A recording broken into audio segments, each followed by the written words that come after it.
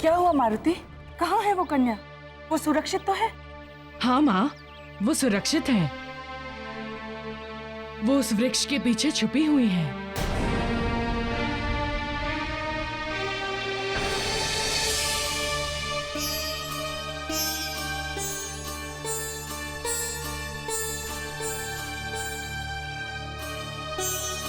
कन्या, यहाँ आओ।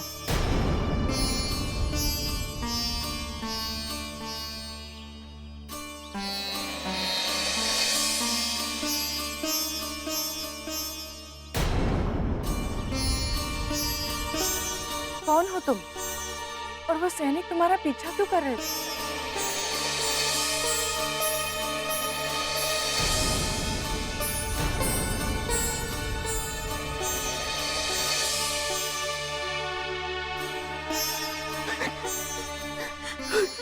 बोलो पुत्री, अब तुम्हें भयभीत होने की कोई आवश्यकता नहीं है। हम हैं तुम्हारे साथ। अपना परिचय दो कन्या।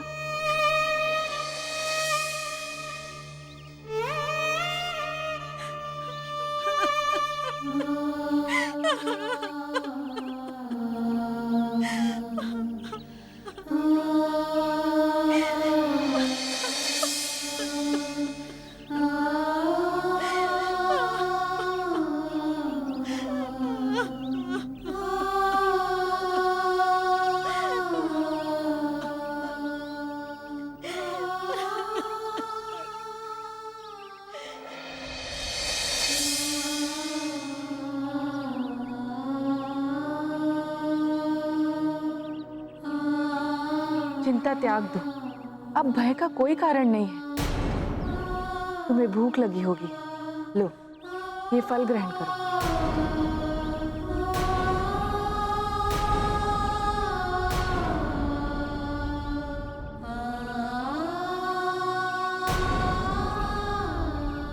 देखो, मैं तुम्हारे बहन के समान हूँ।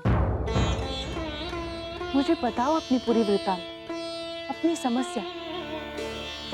बोलो, संकोच मत करो।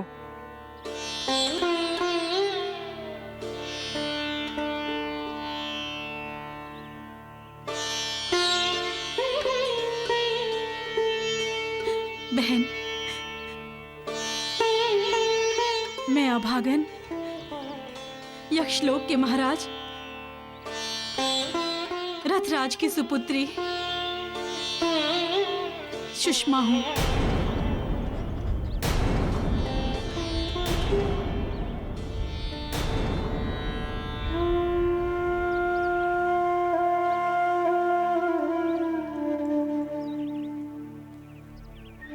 तुम महाराज रथराज की पुत्री हो?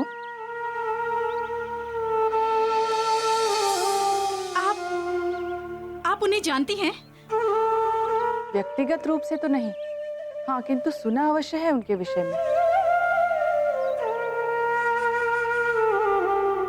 देवी, यदि आप राजकुमारी हैं, तो यहाँ इस वन में क्या कर रही हैं?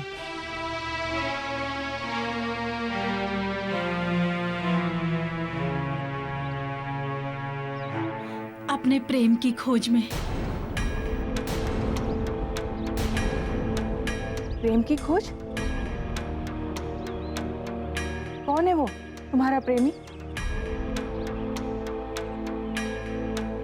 कभी साक्षात देखा नहीं, मात्र स्वप्न में देखा है। बस तब से मन से उन्हें अपना पति मान लिया है।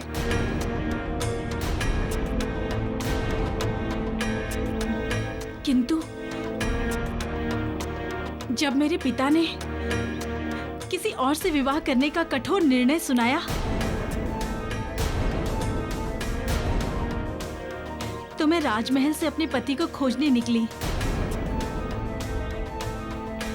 और खोजते खोजते यहाँ आ गई। तो वो मिला तुम्हें? नहीं,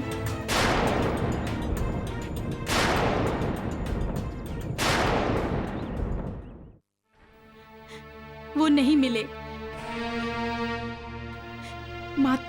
निराशा मिली और इसी निराशा के कारण मैंने आत्महत्या का निर्णय किया है। नहीं पुत्री नहीं,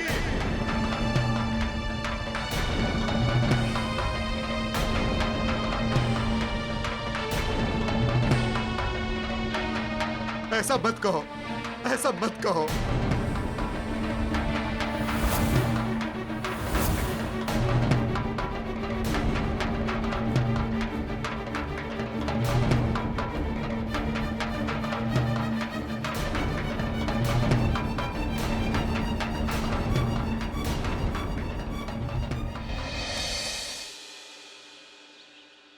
क्यों अपने पिता के हृदय को वेदना पहुंचा रही हो पुत्री? एक तू ही तो है, तू ही तो मेरी प्रसन्नता है, मेरा सुख है। तुम्हारी माँ की मृत्यु के उपरांत मैंने अपने समस्त सपनों को, अपनी सभी इच्छाओं को तुझ में ही तो रोपित किया है। अगर तू ही ना रही तो फिर मैं क्या करूंगा जीवित रहकर?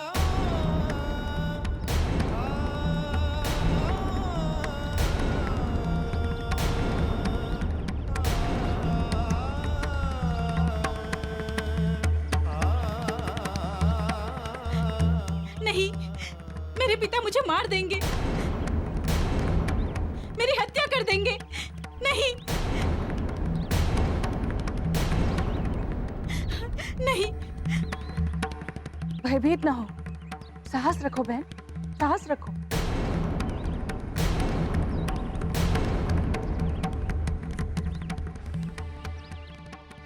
कैसे पिता है आप?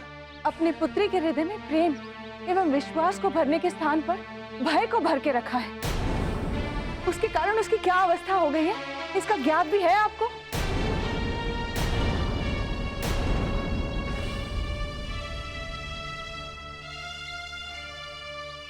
अब मुझे क्षमा कर दो देवी, मुझसे बहुत बड़ी भूल हो गई है।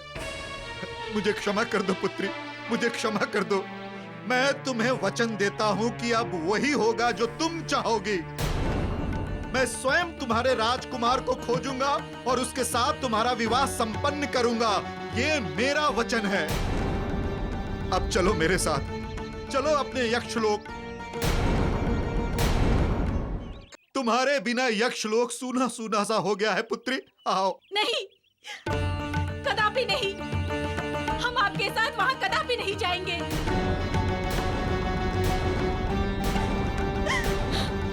ऐसा मत कहो पुत्री, ऐसा मत कहो। क्यों अपने पिता के हृदय को वेदना पहुंचा रही हो? देवी, देखो कैसा बालहट है। अब आप ही समझाइए।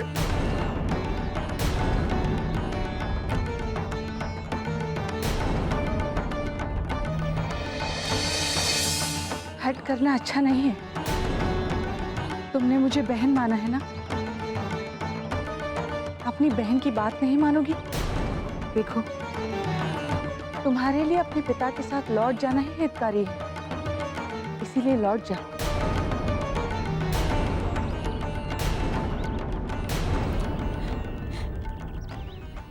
ठीक है, मैं आपकी बात नहीं टालूंगी। चलिए पिताजी।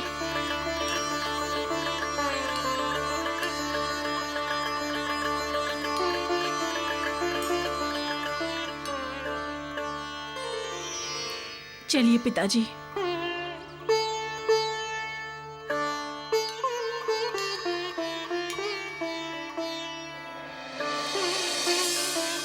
देवी, मेरे पास शब्द नहीं है आपका धन्यवाद कहने को।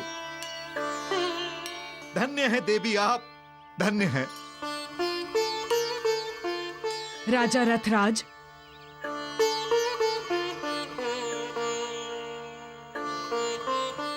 देवी सुश्रिमा को मेरी माँ ने अपनी बहन माना है, अतः इन्हें किसी भी प्रकार का कोई कष्ट नहीं होना चाहिए। इस बात को ध्यान में रखेगा। अवश्य पुत्र, इन्हें किसी भी प्रकार का कोई भी कष्ट नहीं होगा, ये मेरा वचन है।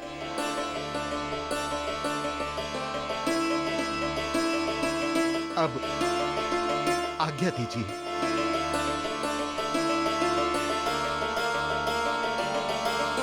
आओ पुत्री।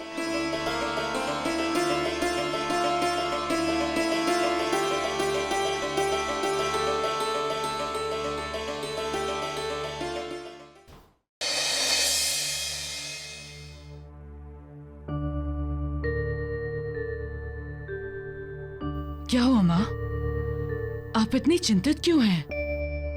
न जाने क्यों मारुति, सुषमा को उसके पिता रथराज के साथ भेजकर मेरा मन बहुत उदास हो गया है।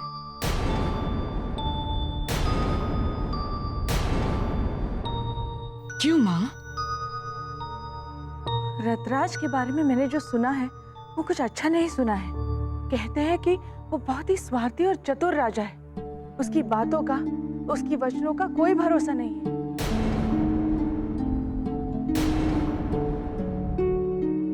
क्रिकेट के समान रंग बदलता है वो। माँ, ये आप क्या कह रही हैं? यदि सचमुच ऐसा है तब तो भारी अनर्थ हो जाएगा। हाँ मारुति, इसी बात का तो भय है मुझे कि कहीं वो अपने राज्य पहुंचकर अपने वचनों से पलट न जाए। और यदि ऐसा हुआ तो बहुत बड़ा अनर्थ हो जाएगा। और ऐसे में दोषी होंगे हम, क्योंकि हम ही ने तो सुषमा को उसके पिता के साथ जाने को कहा था।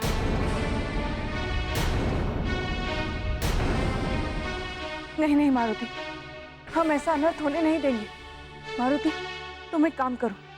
जी कहिए माँ। तुम अभी इसी समय वहां जाओ और देखो कि कहीं कुछ अप्रिय, कुछ अनर्थ न घटे सुषमा के साथ। ठीक है माँ, मैं चला जाता हूँ। किंतु आप? तुम हमारी चिंता मत करो मारुति। महाबली काका है ना, हम अंजन प्रदेश पहुंच जाएंगे। हाँ मारुति, तुम हमारी चिंता मत करो। तुम जाओ, शीघ्र जाओ। हाँ ठीक है माँ, मुझे आज्ञा दें। आज्ञा पुत्र। जय बजरंग बली, जय बजरंग बली, जय बजरंग बली, जय बजरंग बली, जय बजरंग बली, जय बजरंग बली, जय बजरंग बली, जय बजरंग बली, जय बजरंग बली, जय बजरंग बली, जय बजरंग बली, जय बजरंग बली, जय बजरंग बली, जय बजरंग बली, जय बजरंग बली, जय बजरंग बली। भगवान करे कि सुषमा के साथ कुछ अनर्थ न घटा हो।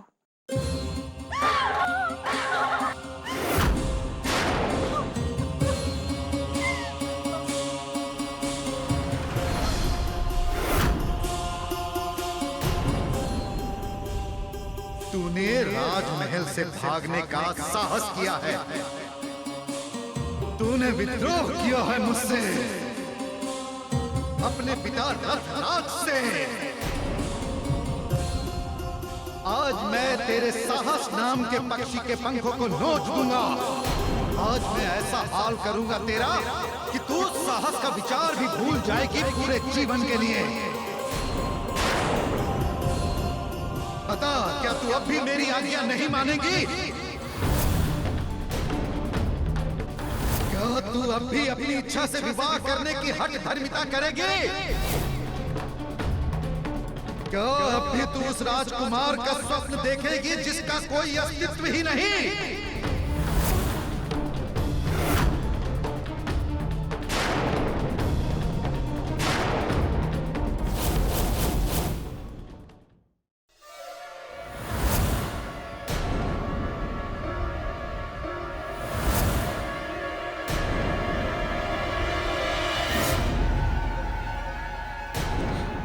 पिताश्री,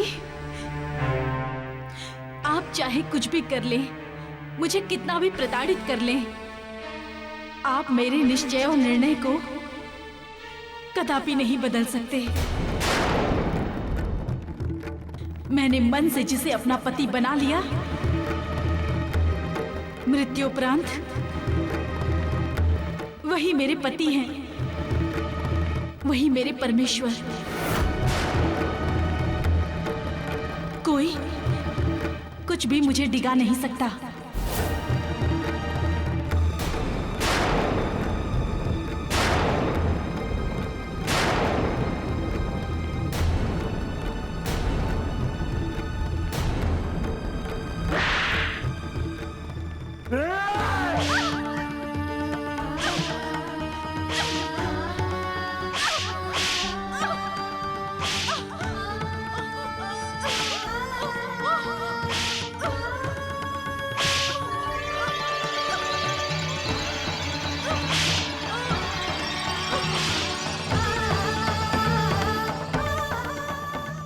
भूल, यदि तू मेरी पुत्री है तो मैं भी तेरा पिता हूं। तेरी शिराओं में मेरा रक्त दौड़ता है। मैं आयु, अनुभव और हक में तुझसे श्रेष्ठ हूं। तेरा विवाह वही होगा जहां मैं सुनिश्चित करूंगा।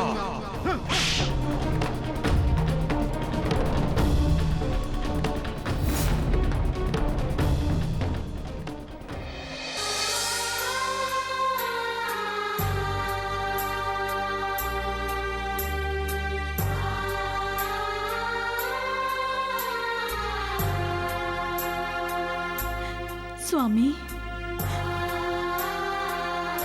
मैं आपके विषय में नहीं जानती, कुछ भी नहीं जानती कि आप कौन हैं, कहाँ के हैं, कैसे हैं। फिर भी अपने स्वप्न पर विश्वास करके मैंने आपको अपना पति स्वीकार कर लिया है। परंतु मेरे पिता मेरा विवाह कहीं अन्यत्र कराना चाहते हैं। मैं आपको खोज नहीं पाई स्वामी, नहीं खोज पाई। फलस्वरूप आप ही नहीं हैं, तो मैं जीकर क्या करूंगी? नहीं नहीं स्वामी।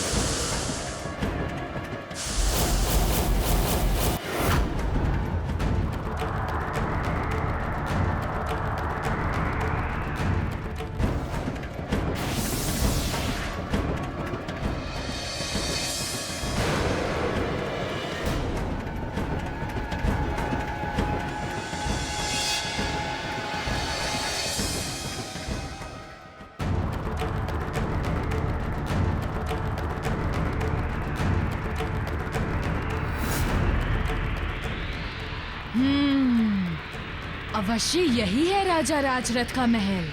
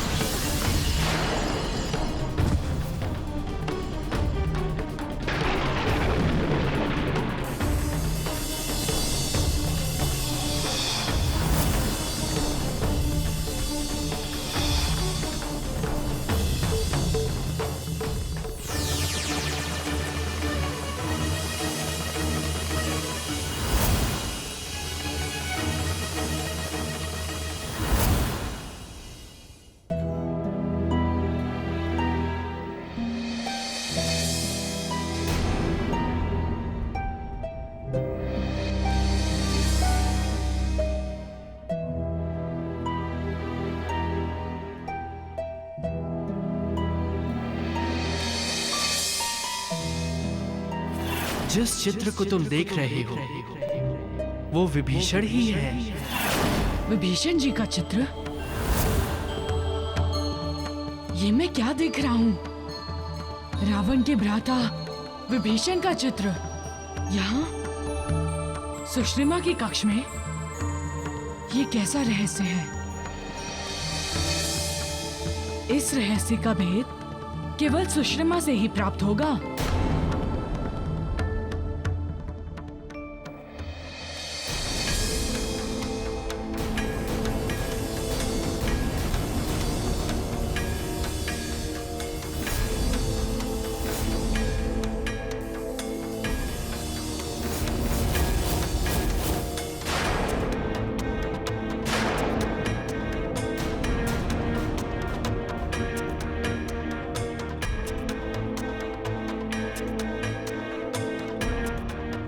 देवी, नेत्र खोलो देवी, देवी आंखें खोलो।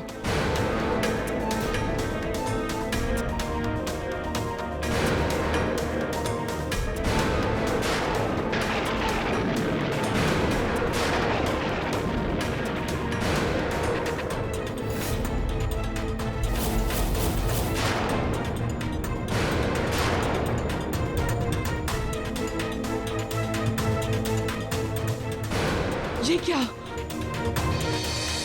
सुश्री के हाथ पर सर्पदंश के चिन्ह हैं।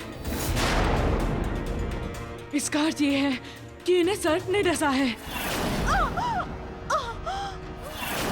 ये उसके विष के प्रभाव में है।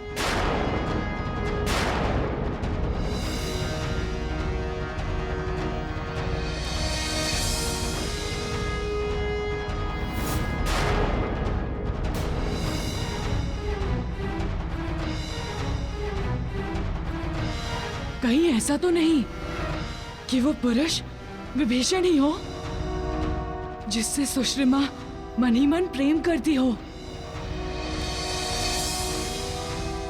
जिसे विवाह करना चाहती हो और जिसकी खोज में वो राजमहल से भाग निकली थी। किंतु ये कैसे संभव है? सुश्रिमा यक्षराज की पुत्री है और विभीषण असुर कुल का अंश। कैसे कर सकती है सुश्रिमा उस पुरुष से प्रेम जो लंकापति रावण का भ्राता हो, जिसके अंत हेतु प्रभु श्री राम एवं माता सीता ने इस धरती पर अवतार लिया है।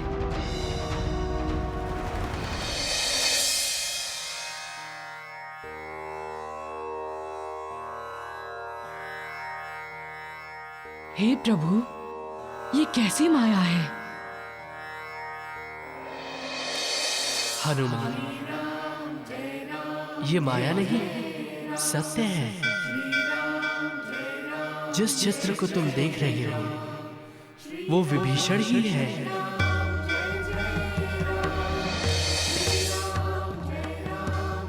लंकापति रावण का अनुज तथा हमारा भक्त वो सुश्रमा उन्हीं से प्रेम करती है। इन दोनों का संबंध तो जन्म जन्मांतर का है हनुमान, लेकिन किसी भी जन्म में इन दोनों का मिलन नहीं हो पाया। इच्छा अधूरी रह गई तथा प्रेम अतृप्त। यही कारण है कि विभीषण सुश्रमा के स्वप्न में सदैव आते हैं। किंतु प्रभु, ये दोनों तो दो ध्रुव समान हैं। न ही एक कुल और न ही एक गोत्र। एक यक्षराज की पुत्री है और दूसरा असुरराज रावण का भ्राता है। इसके पश्चात इन दोनों का मिलन कैसे संभव है प्रभु? कभी कभी असंभव दिखने वाला कार्य भी संभव हो जाता है हनुमान। इस जन्म में सुश्रमा और विभीषण का मिलन अवश्य होगा, क्योंकि उन दोनों का मिलन विधि अनुसार अति आवश्यक घटना है। वो कैसे प्रभु? उन दोनों का मिलन होगा तभी तो सीता हरण के पश्चात वहां लंका में वो सीता की सहायिका बनेगी। सीता का दुख एवं संताप को हरने वाली उसकी भक्त तथा सखी की दोहरी भूमिका निभाएगी। और केवल इतना ही नहीं हनुमान, सुश्रमा अपने तप एवं पुण्य से विभीषण की मां केतकी द्वारा दिए गए आसुरी प्रवृत्ति को भी समाप्त करेगी तथा विभीषण को धर्म का मार्ग दिखाएगी। इसलिए इन दोनों का मिलन अति आवश्यक है। इन दोनों का मिलन विधि द्वारा पूर्व निर्धारित है हनुमान। अतएव तुम सुश्रमा के जीवन की रक्षा करो। जो आज्ञा प्रभु।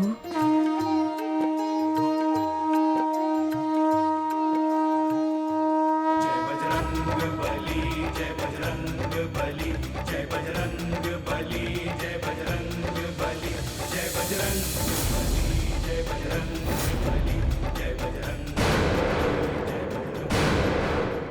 सुश्रिमा के शरीर में ये विष पूर्णतया फैल चुका है। इस प्राणघाती विष से केवल महादेव ही बचा सकते हैं।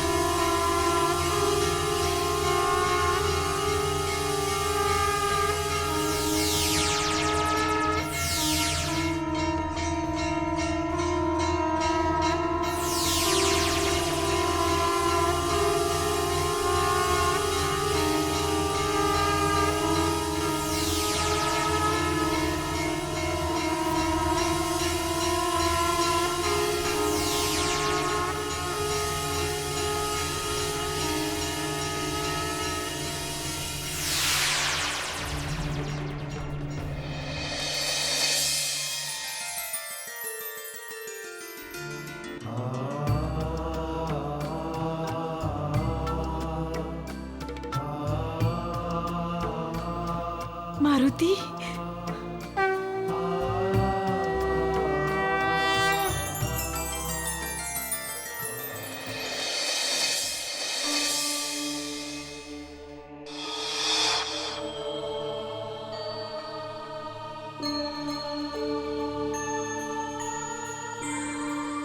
सुश्रिमा,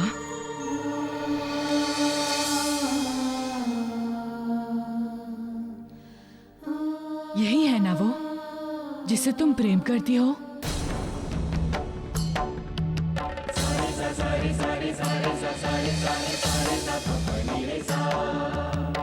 हाँ, यही है वो, मेरे मन मंदिर के देवता।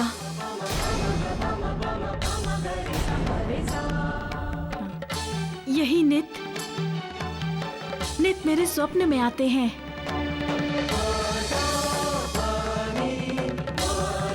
किंतु जब स्वप्न से बाहर निकलकर मैंने इन्हें खोजना चाहा, तो मुझे ये अनुभव हुआ कि स्वप्न से बाहर तो इनका कोई अस्तित्व ही नहीं है।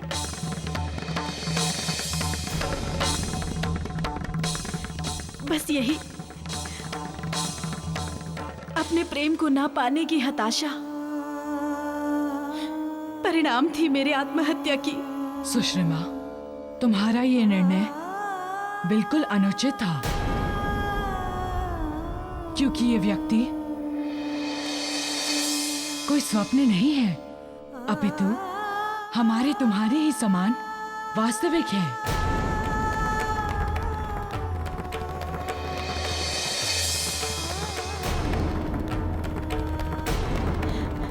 क्या? तो तुम इन्हें जानते हो? हाँ। कहाँ रहते हैं ये? कौन है ये? लंका में। ये लंकापति रावण के अनुज हैं। ऋषि विश्वा के 4 संतानों में से ये सबसे छोटे हैं। इनका नाम है विभीषण।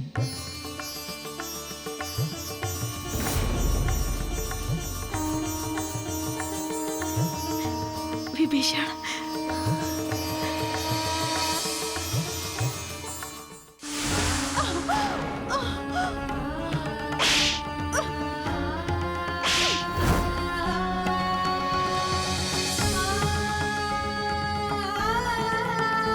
क्या?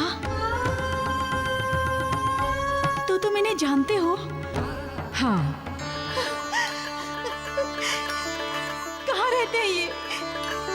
कौन है ये? लंका में। ये लंकापति रावण के अनुज हैं। ऋषि विश्वा के 4 संतानों में से ये सबसे छोटे हैं। इनका नाम है विभीषण।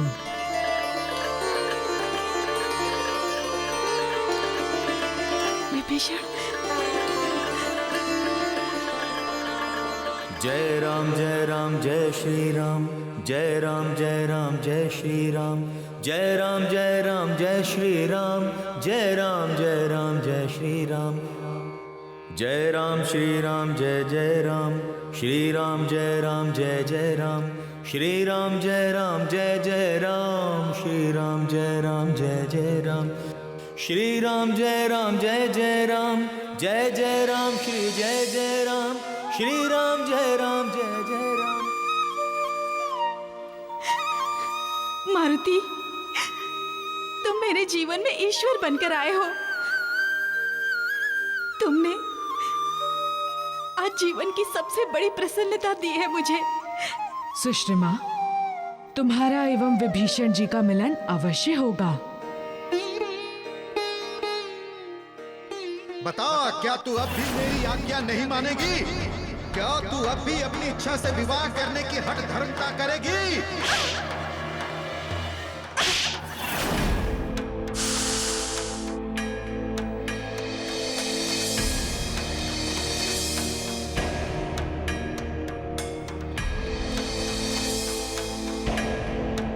नहीं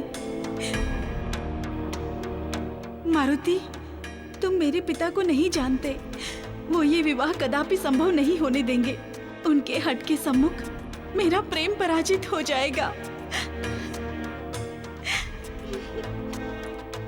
तुम चिंता मत करो, तुम्हारे मिलन का उत्तरदायित्व अब मेरा। जय बजरंग बली, जय बजरंग बली, जय बजरंग बली, जय बजरंग बली, जय बजरंग बली, जय बजरंग बली। विभीषण से तुम्हारे विवाह हेतु तुम्हारे पिता को मैं मनाऊंगा।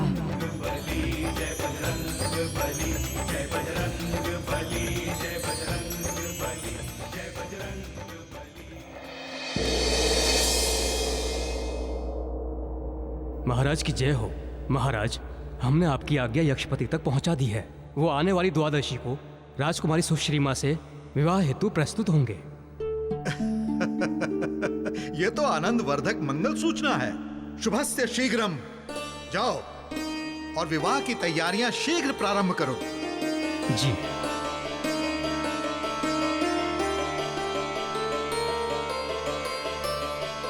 महाराज की जय हो। महाराज, एक वानर बालक आपसे मिलने के लिए इच्छुक है। देवी सुश्रिमा को मेरी माँ ने अपनी बहन माना है। इन्हें किसी भी प्रकार का कोई कष्ट नहीं होना चाहिए। इस बात को ध्यान में रखिएगा। प्रस्तुत करो। जो आज्ञा महाराज।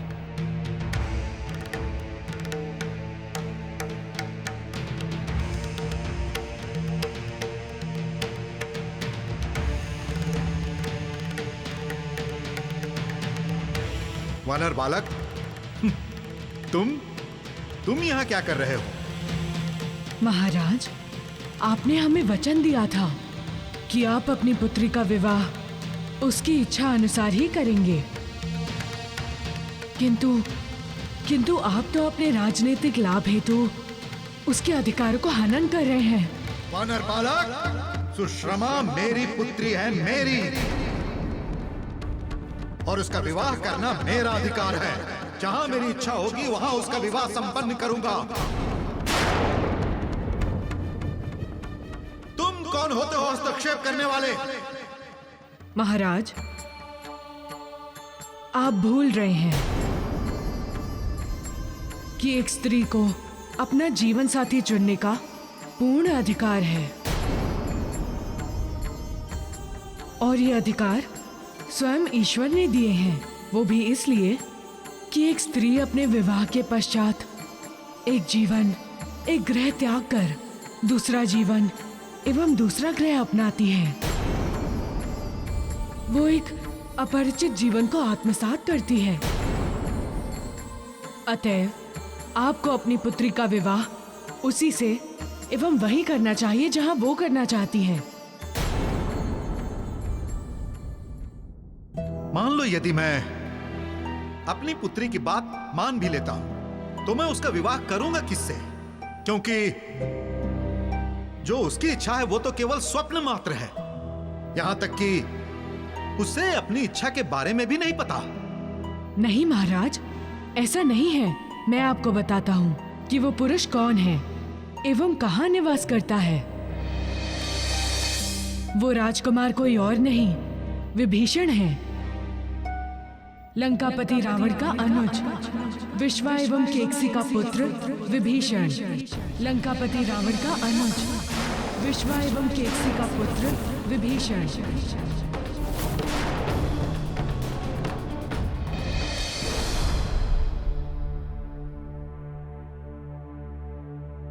अर्थात राक्षस कुलवंश। ये असंभव है। मैं किसी भी परिस्थिति में अपनी पुत्री का विवाह असुर कुलवंश में नहीं करूंगा, कदापि नहीं।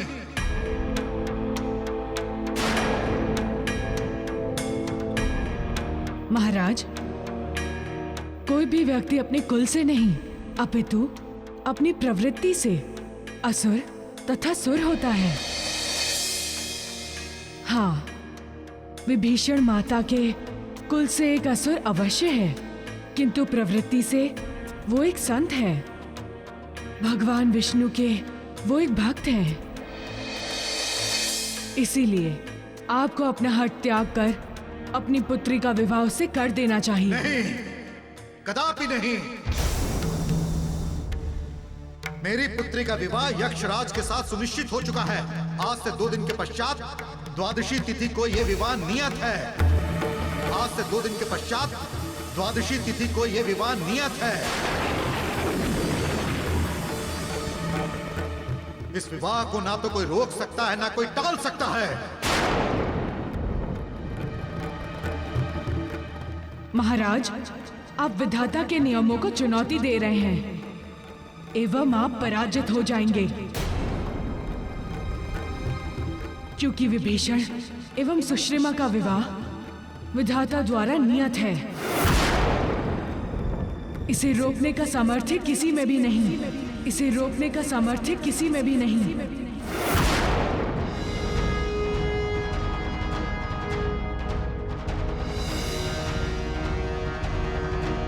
विधाता विधाता शून्य है मेरे समक्ष, शून्य है।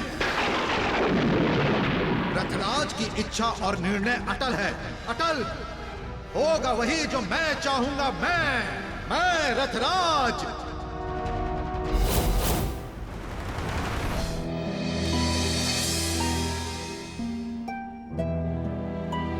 मैंने कहा था ना कि मेरे पिता नहीं मानेंगे। उनकी दृष्टि में मात्र स्वलाभ ही महत्वपूर्ण है, अन्य कुछ भी नहीं। ना ही मेरा जीवन, मेरा मन, मेरे मन के भाव, कुछ भी नहीं।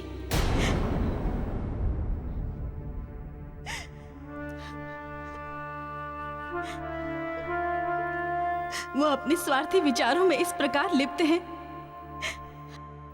कि उसके अतिरिक्त शेष बातें न उन्हें दिखाई देती हैं, न समझ आती हैं।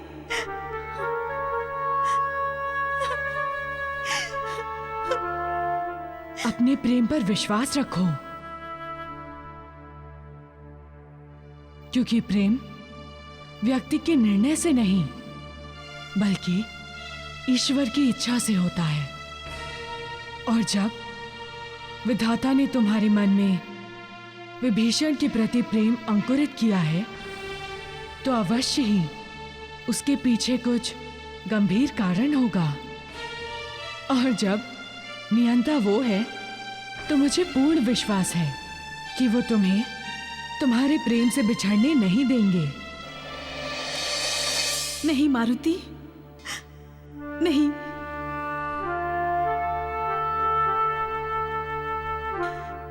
हमारा विवाह संभव नहीं है। मेरी नियति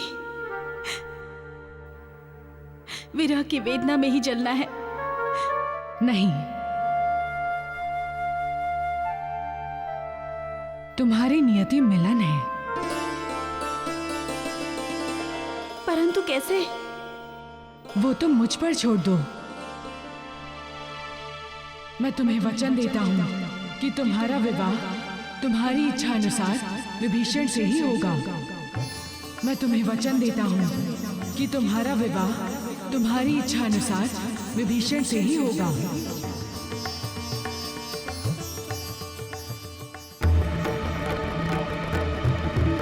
मारुति, यदि तुम उचित समय पर नहीं आए तो निश्चय जानो विवाह का ये हवन कुंड ही मेरी चिता बनेगी।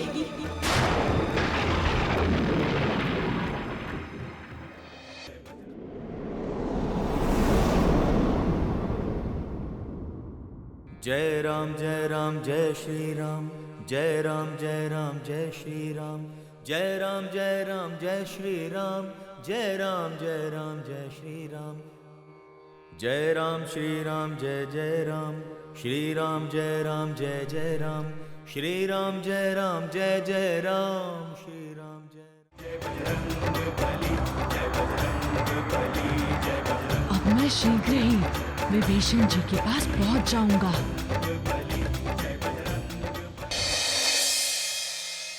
श्री राम श्री राम श्री राम श्री राम श्री राम श्री राम श्री राम श्री राम श्री राम श्री राम श्री राम श्री राम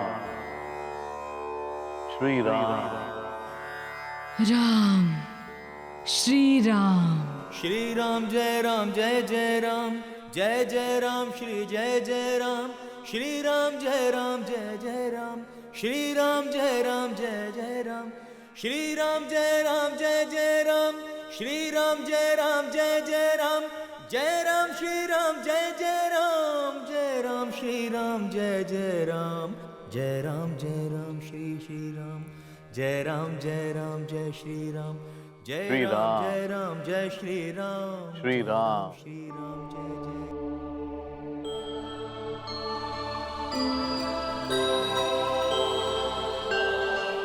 विभीषण, अब प्रभु के कार्य को निभाने का समय आ गया है। श्री राम। हे राम भक्त विभीषण जी, आपको मेरा प्रणाम।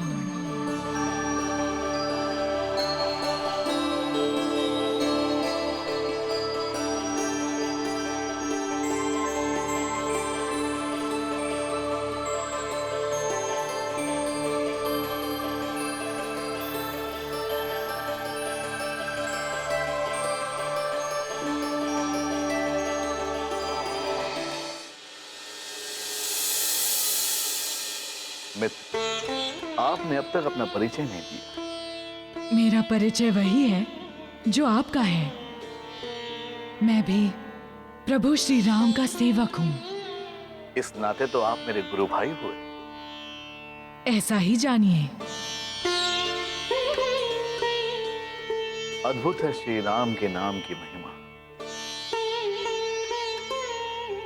प्रभु श्री राम का नाम जैसे ही मन में आता है, जीवन का संपूर्ण उद्देश्य पूर्ण हो जाता है। मन में कोई इच्छा, कोई कामना शेष नहीं रहती। सत्य कहा मित्र। प्रभु श्री राम के नाम में ही इतनी शक्ति है कि उनका नाम लेते ही संसार के समस्त पाप नष्ट हो जाते हैं। भूत का बंधन, वर्तमान का संकट एवं भविष्य की बाधा, इन तीनों कालों की अड़चनें समाप्त हो जाती हैं। धन्य है आप मित्र, धन्य है। आप तो प्रभु श्री राम के मुझसे भी बड़े भक्त हैं। आपका सत्संग पाकर मैं धन्य हो गया। कहिए, किस प्रयोजन से आप मेरी कुटिया में पधारे हैं? विभीषण जी, यक्ष रथराज की एक पुत्री है सुश्रिमा। वो मन ही मन आपसे प्रेम करती है, आपसे प्रेम करती है। उसने अपने मन मंदिर में आपको देवता बना लिया है। उसने अपने मन मंदिर में आपको देवता बना लिया है।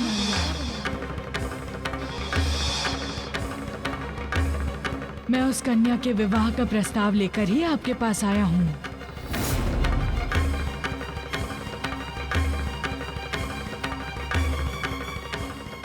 ये आप क्या कह रहे हैं? कदापि नहीं। मैंने अपना आजीवन प्रभु श्री राम की सेवा में व्यतीत करने का व्रत लिया है। भला मैं गृहस्थी के संबंधों को कैसे स्वीकार कर सकता?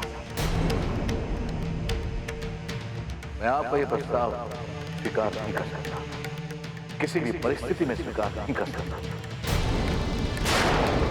मैं आपका यह प्रस्ताव स्वीकार नहीं कर सकता, किसी भी परिस्थिति में स्वीकार नहीं कर सकता।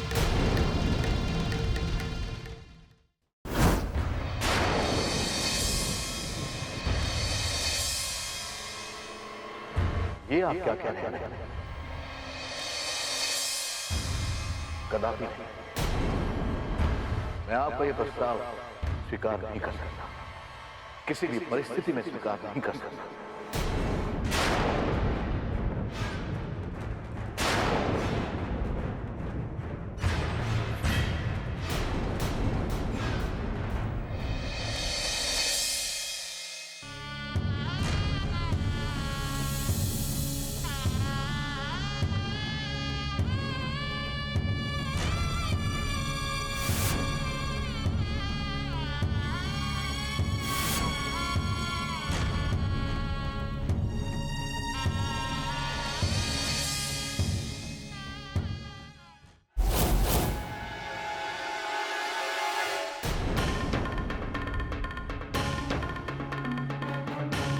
पुत्री, आज मुझे बड़ी प्रसन्नता हो रही है कि अंततोगत्वा तूने विवाह करने की स्वीकृति दे ही दी। मुझे तुझ पर गर्व है पुत्री कि तूने पुत्री धर्म का निर्वाह करके एक सुयोग्य पुत्री होने का प्रमाण दे दिया है। मैंने तो अपना पुत्री धर्म निभा दिया पिताश्री, किंतु दुख इस बात का है कि आपने अपना पिता धर्म नहीं निभाया। ये क्या कह रही है तू? हाँ? अरे तेरा विवाह करके मैं अपने पिता धर्म का ही तो निर्वाह कर रहा हूं। नहीं, आप मेरा विवाह मात्र अपने स्वार्थ की पूर्ति के लिए कर रहे हैं। लेकिन मेरी एक बात ध्यान पूर्वक सुन लीजिए। मैं विवाह करूंगी तो केवल विभीषण से, अन्य किसी से भी नहीं।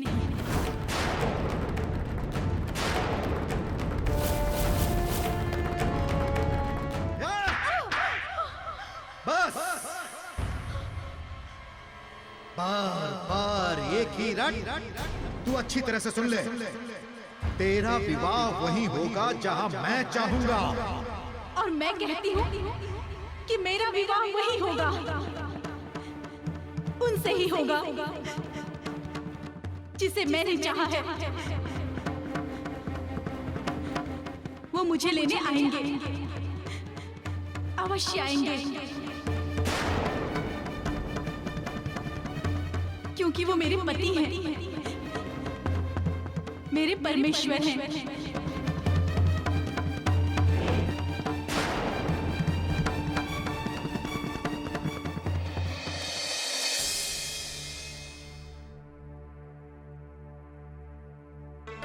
नहीं मारुति, नहीं, कदापि नहीं।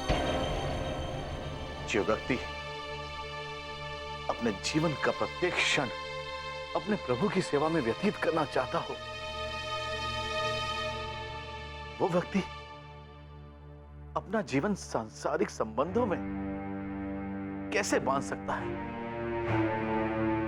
विभीषण जी, आप प्रभु श्री राम को अपना भगवान मानते हैं, किंतु सोचिए उसका क्या जो आपको अपना भगवान मानता है।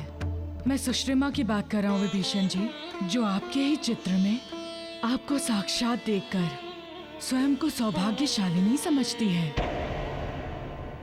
उन निर्जीव चित्रों से वो बड़ी आस लगा बैठी है। तनिक सोचिए, यदि आपने ये प्रस्ताव अस्वीकार कर दिया तो उसका क्या होगा? वो अपना जीवन त्याग देगी विभीषण जी।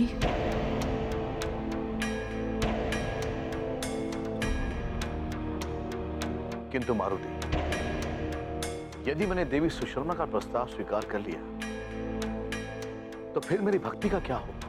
अपने प्रभु की सेवा कैसे करूं? विभीषण जी, आप निश्चिंत रहिए। यूं समझिए कि ये प्रभु श्री राम की ही आज्ञा है। प्रभु श्री राम की आज्ञा? आप देवी सुश्रिमा से विवाह करके प्रभु श्री राम का ही कार्य करेंगे। प्रभु श्री राम का कार्य?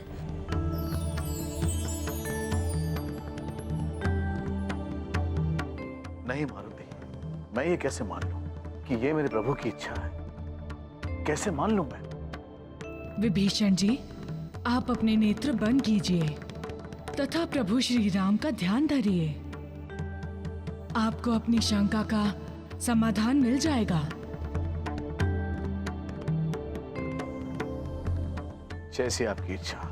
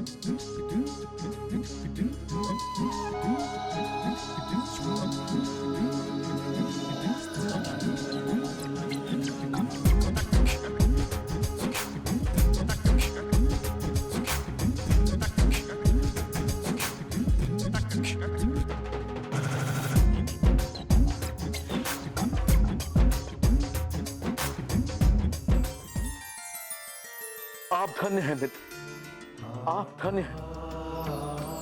मुझे आपको समझने में भूल हुई। मैं समझ गया, आप मेरे प्रभु द्वारा भेजे गए दूत हैं। मित्र,